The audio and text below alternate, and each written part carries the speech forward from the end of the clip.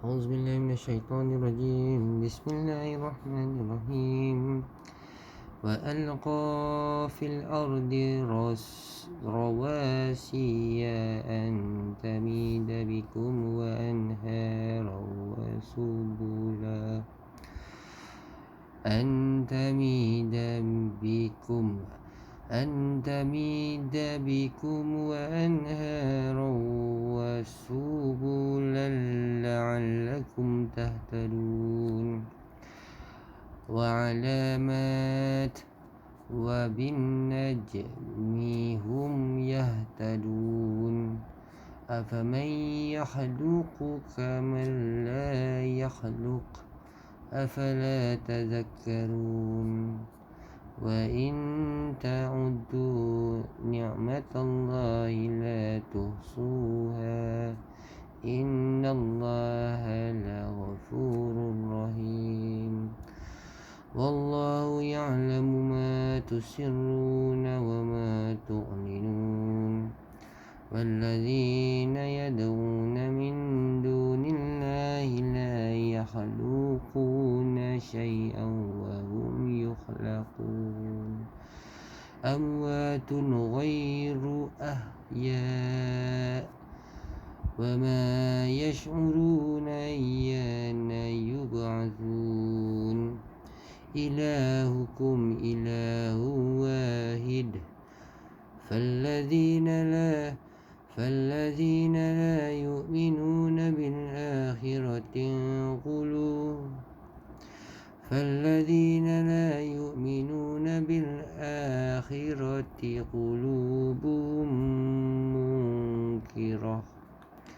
قلوبهم منكرة وهم مستكبرون.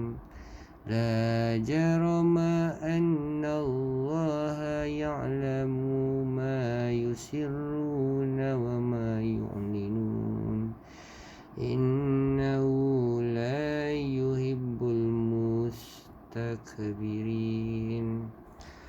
وإذا قيل لهم ماذا أنزل ربكم قالوا أساطير الأولين ليجملوا أوزارهم كاملة يوم القيامة ومن أوزار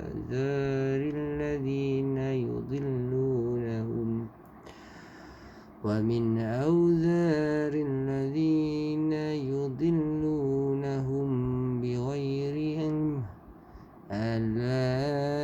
ألا ساء ما يزرون. قد مكر الذين من قبلهم فأتى الله بنيانهم من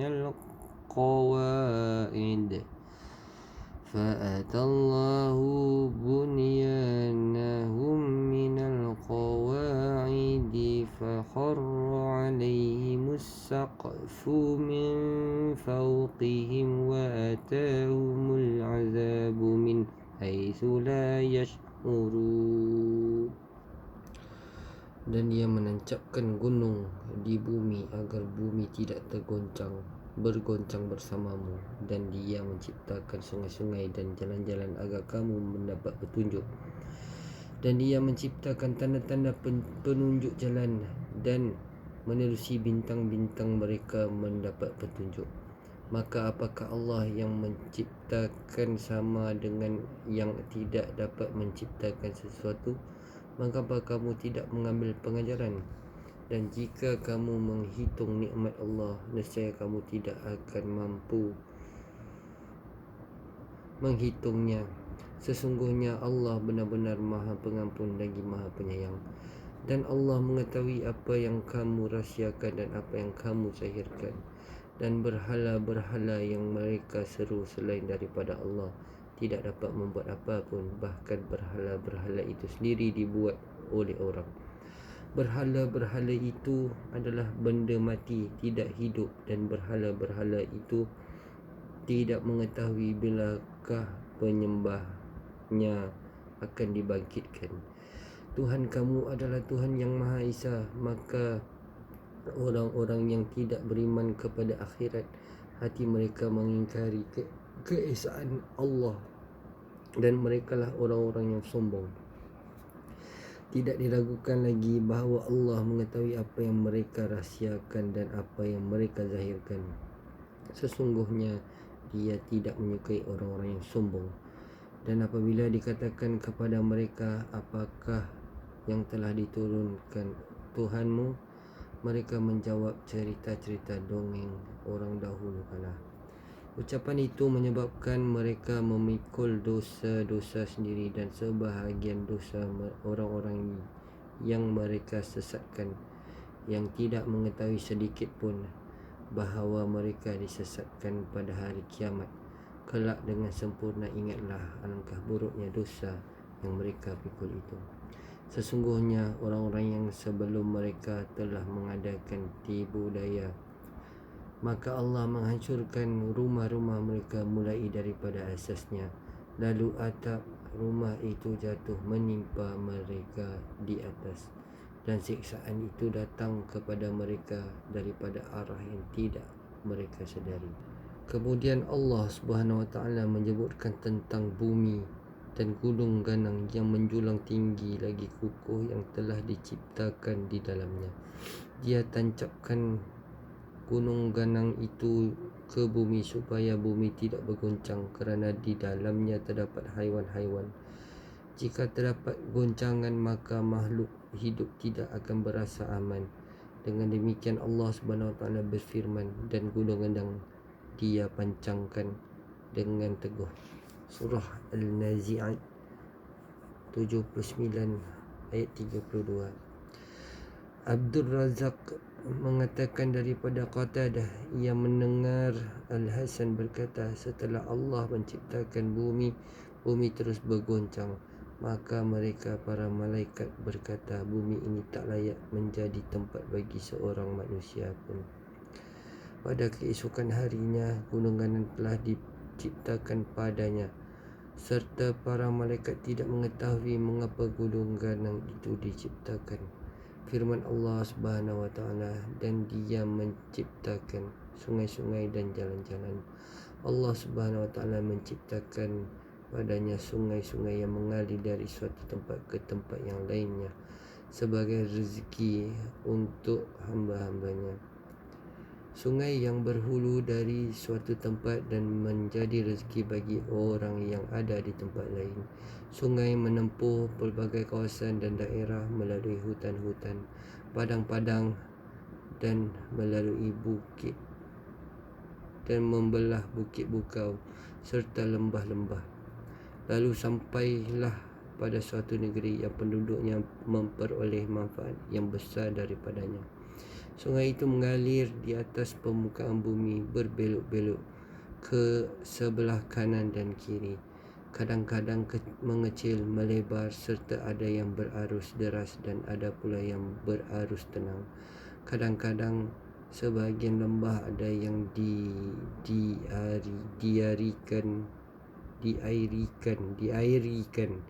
diairikan dalam suatu waktu, sedangkan pada waktu yang lain tidak diairi. Dalam perjalanannya dari sumber menuju muaranya, kekuatan serta kelemahan arus air telah ditetapkan oleh kehendaknya dan mengikut sunnah ketentuan yang telah ditetapkannya. Maka tiada Tuhan selain daripada Dia dan tidak ada Rabb selain daripadanya. Demikian pula Allah SWT telah menjadikan subul, jalan-jalan di atas permukaan bumi yang dapat dilalui, dijadikan laluan untuk oleh suatu negeri menuju negeri yang lainnya. Sungguh Allah SWT telah membelah gunung sehingga jadilah di antara kedua gunung itu jalan yang dapat dilalui, sebagaimana firman Allah Subhanahu Wa Taala, dan telah kami jadikan di bumi itu gunung ganang yang kukuh agar ia tidak goncang bersama mereka. dan kami jadikan di sana jalan-jalan yang sangat luas. Surah Al-Anbiya 21:31. Besarnya gunung jika dibandingkan dengan kekuatan seluruh makhluk. Meskipun mereka menghimpun seluruh kekuatannya, maka kekuatan mereka tidak akan sebanding dengan kekuatan gunung. Jika mereka hendak menutupnya sedikit sahaja, nescaya mereka tidak akan dapat melakukannya kecuali dengan sesuatu yang amat luas. Itu pun disertai dengan kesulitan yang luar biasa. Maka sudah semestinya kita wajib merenungkan dan mentafakkurkannya bagaimana Allah Subhanahu Wa Taala menegakkannya. Allah Subhanahu Wa Taala menegakkannya atas dasar hikmah yang agung kerana Allah menjadikan kepentingan besar pada gunung. Antara lain bahawa gunung diciptakan sebagai pasak bagi bumi, sehingga bumi tersebut dapat kukuh dan tidak bergoncang. Allah Subhanahu Wa Taala berfirman, dan Dia menancapkan gunung di bumi agar bumi itu tidak bergoncang bersama kamu. Surah An-Nahl 16:15. Sekiranya Allah membiarkan bumi itu dan tidak mengukuhkannya dengan menancapkan gunung ganang di atas bumi, maka bumi itu akan bergoncang seperti bahtera di atas air kerana kuatnya gelombang. Namun dengan ditancapkannya gunung tersebut, Allah menjadikan bumi tenang dan tidak bergoncang. Daripada Ali bin Abu Talib radhiyallahu anhu, dia berkata, ketika Allah menciptakan bumi, maka ia bergoncang. Kemudian ia berkata, wahai Tuhanku, engkau jadikan di atasku Bani Adam yang melakukan kesalahan dan menjadikan di atasku keburukan. Dia berkata, maka Allah Subhanahu Wa Taala meletakkan pada bumi itu gunung ganang sebagai dasar. Ada yang kamu lihat dan yang tidak kamu lihat. Penetapannya itu seperti daging yang gemetar.